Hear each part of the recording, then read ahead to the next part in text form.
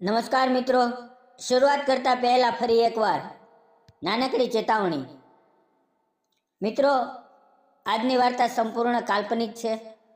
પાત્રો, ઘટનાઓ, ગામ કે શહેરો બધું જ મનની ઉપજ છે. કોઈ જીવતી કે મૃત વ્યક્તિ સાથે કોઈ સંબંધ નથી. જો કોઈ સામ્યતા લાગે તો એ ફક્ત અનાયસ છે. આ વાર્તાનો એકમાત્ર હેતુ તમને થોડી લાગણી, થોડું વિચારવું અને થોડી આશા આપવાનો છે. તો ચાલો હવે વાર્તા શરૂ કરીએ. નમસ્કાર મિત્રો, મારું નામ નેહા છે. હું ગાંધીનગરની એક સામાન્ય મધ્યમ વર્ગની છોકરી છું. મારા પતિનું નામ હતું કેપ્ટન વિરાટ રાઠોડ. હા, એ જ વિરાટ જેના વિશે આખા ગુજરાતે ને આખા દેશે એક વખત ખૂબ વાત કરી હતી. અમારા લગ્નને માંડ 100 મહિના થયા હતા. વિરાટ આર્મીમાં હતો, 13 કુમાર રેજિમેન્ટમાં. એની પોસ્ટિંગ જમ્મુ કાશ્મીરમાં લાઇન ઓફ કંટ્રોલ પર હતી. અમે બંને ખૂબ પ્રેમ કરતા હતા. દર રવિવારે એ ફોન કરતો, કલાકો સુધી વાતો કરતો. એની દરેક રજામાં અમે નવું કંઈક પ્લાન કરતા. ક્યારેક માઉન્ટ આબુ, ક્યારેક સાપુતારા, ક્યારેક એકલી ગાડીમાં ગુજરાત ફરવાનું. 2021ની ઓક્ટોબરની એક ઠંડી સવારે મારા ઘરની બેલ વાગી. બહાર 2 આર્મીના અધિકારી ઊભા હતા. મારા હાથમાં પકડેલો ફોન નીચે પડી ગયો. મને ખબર પડી ગઈ કે આજે વિરાટનો ફોન નહીં આવે, હવે ક્યારેય નહીં આવે. એ રાત્રે લાઇન ઓફ કંટ્રોલ પર આતંકવાદીઓએ હુમલો કર્યો હતો. વિરાટે પોતાની ટીમને બચાવવા આગળ વધીને ગ્રેનેડનો ધડાકો પોતાના પર લીધો હતો. એની ટીમના 12 જવાન બચી ગયા, પણ વિરાટ શહીદ થઈ ગયો. એને મરણોત્તર વીરચક્ર મળ્યું. ટીવી પર એની બહાદુરીની વાતો થઈ, અખબારોમાં ફોટા છપાયા. રાજ્ય સરકારે એના નામે રોડનું નામાકરણ કર્યું.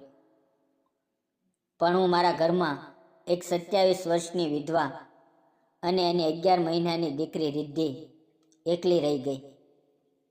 આર્મી તરફથી મને પેન્શન મળતી, એક ફ્લેટ પણ મળ્યો, પણ એ બધું શરીરને ગરમ રાખે છે, દિલને નહીં. હું દિવસમાં હસતી, રાતે રડતી. રિદ્ધિ જ્યારે પપ્પા પપ્પા કહીને વિરાટની ફોટો તરફ હાથ લંબાવતી ત્યારે મારું કાવજું ફાટી જતું. 1 વર્ષ પસાર થયું. રિદ્ધિ ચાલવા લાગી. એક દિવસ મારી મમ્મીએ કહ્યું, બેટા, હવે તું બહાર નીકળ. ઘરમાં બંધ રહીશ તો રિદ્ધિનું શું થશે? તું ભણેલી છોકરી છે, કંઈક કર. મેં પોતાની જાતને ફરી ઊભી કરી. હું MSc માઇક્રોબાયોલોજી હતી. મેં ગાંધીનગરની એક પ્રાઇવેટ યુનિવર્સિટીમાં લેક્ચરની જગ્યા માટે અરજી કરી. ઇન્ટરવ્યૂમાં મને પૂછ્યું, તમે આર્મી વિધવા છો, તમને પેન્શન મળે છે, તો પછી નોકરી કેમ જોઈએ? મેં કહ્યું, પૈસા માટે નહીં, મારી અને મારી દીકરીની ઓળખ બચાવવા માટે. મને નોકરી મળી ગઈ.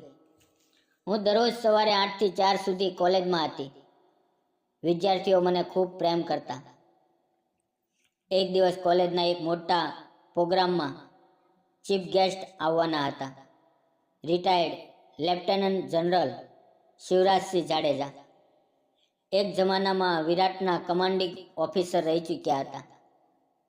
પ્રોગ્રામ દરમિયાન એમણે મારા વિશે સાંભળ્યું. પ્રોગ્રામ પૂરો થયા પછી એ મારી પાસે આવ્યા અને ધીમેથી કહ્યું, તમે કેપ્ટન વિરાટ રાઠોડના પત્ની છો ને? મારી આંખો ભરાઈ આવી. એમણે મારો હાથ પકડ્યો અને કહ્યું, વિરાટ મારો સૌથી બહાદુર જવાન હતો. એણે મને પણ બચાવ્યો હતો.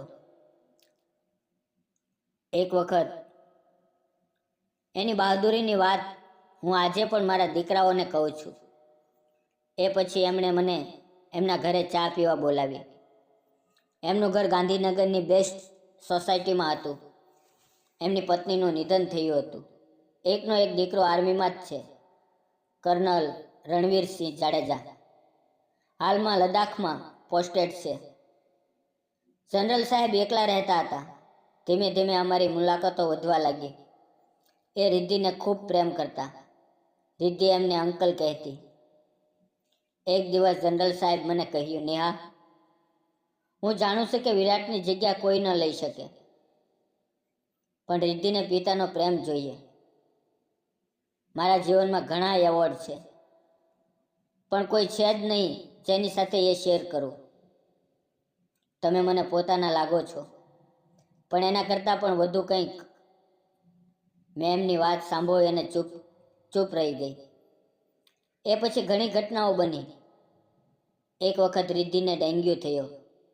રાત્રે 2 વાગ્યે જનરલ સાહેબ પોતે ડ્રાઈવર સાથે આવ્યા. રિદ્ધિને હોસ્પિટલ લઈ ગયા. આખી રાત બેસી રહ્યા. એક વખત કોલેજમાં મારા પર કેટલાક લોકોએ આર્મી વિધવા હોવાના કારણે અનુચિત ટિપ્પણી કરી. જનરલ સાહેબે એ જ દિવસે કોલેજના ચેરમેનને ફોન કર્યો. બીજા દિવસે એ લોકો મારી પાસે માફી માંગવા આવ્યા. 1 વર્ષ પસાર થયું. રિદ્ધિ હવે 4 વર્ષની થઈ ગઈ હતી. એ જનરલ સાહેબની ગોદ વગર ઊંઘતી જ નહોતી. એક દિવસ જનરલ સાહેબે મને એમના ઘરે બોલાવી. ઘરમાં બધું શણગારેલું હતું. ટેબલ પર એક મોટી તસવીર હતી, વિરાટની યુનિફોર્મ વાળી તસવીર. એની બાજુમાં રિદ્ધિ અને મારી તસવીર. નીચે લખેલું હતું, મારો પરિવાર. જનરલ સાહેબે ધીમેથી મારો હાથ પકડ્યો અને કહ્યું, નેહા, હું તને ક્યારેય વિરાટની જગ્યા નહીં આપું, પણ હું તને અને રિદ્ધિને એક નવું આકાશ આપી શકું છું. મારી પાસે બધું છે, પણ મારી પાસે કોઈ નથી. તું મારી સાથે ચાલીશ, રિદ્ધિને મારું નામ આપીશ. હું ઘણી રાત રડતી વિરાટની તસવીર સામે બેસીને પૂછ્યું, તમને ખરાબ તો નહીં લાગે ને? અને એક રાતે મને લાગ્યું કે વિરાટ હસી રહ્યો છે, જાણે કહેતો હોય, જા નેહા, હું તો હંમેશા તારી સાથે જ છું. અમે ખૂબ સાદા લગ્ન કર્યા, ફક્ત પરિવાર, આર્મીના કેટલાક જૂના સાથીઓ અને રિદ્ધિ. રિદ્ધિને એ દિવસે નવી યુનિફોર્મ પહેરાવી હતી, નાનકડી આર્મી ડ્રેસ. એ જનરલ સાહેબના ખંભે બેસીને સીચો પાડતી હતી. મારા પપ્પા સૌથી મોટા જનરલ છે. આજે રિદ્ધિ 7 વર્ષની છે. એનું નામ હવે રિદ્ધિ શિવરાજસિંહ જાડેજા છે. પણ એ હજુ પણ પોતાના પપ્પા વિરાટની તસવીરને દરરોજ સલામ કરે છે. ઘરમાં 2 યુનિફોર્મ લટકે છે, એક કેપ્ટન વિરાટની, એક લેફ્ટનન્ટ જનરલ શિવરાજસિંહની. રિદ્ધિ બંનેને મારા પપ્પા કહે છે. અને હું આજે પણ કોલેજમાં ભણાવું છું. મારા વિદ્યાર્થીઓને હું એક જ વાત કહું છું, જિંદગીમાં ખૂબ દુઃખ આવે છે, પણ એનો અર્થ એ નથી કે દુઃખ જીવનનો અંત છે. ક્યારેક દુઃખની વચ્ચેથી જ નવો પ્રેમ, નવી આશા અને નવું જીવન શરૂ થાય છે. મિત્રો, તમને શું લાગે છે? નેહાએ જે નિર્ણય લીધો એ સાચો હતો કે ખોટો? આ વાર્તા એક જ વાત કહે છે, પ્રેમ ક્યારેય મરતો નથી. એ ફક્ત રૂપ બદલતો રહે છે. અને જે લોકો સાચો પ્રેમ કરે છે એ ઉપરથી પણ નીચે જોઈને હસતા રહે છે, કારણ કે તમે ખુશ રહો એ જ એમની સૌથી મોટી જીત હોય છે. જય હિન્દ મિત્રો. જો વાર્તા ગમી હોય તો વિડીયોને લાઈક, ચેનલને સબસ્ક્રાઈબ અને એક નાની એવી કોમેન્ટ જરૂર કરજો. ફરી મળશું આવતીકાલે. ત્યાં સુધી આવજો અને તમારું ધ્યાન રાખો. ધન્યવાદ મિત્રો.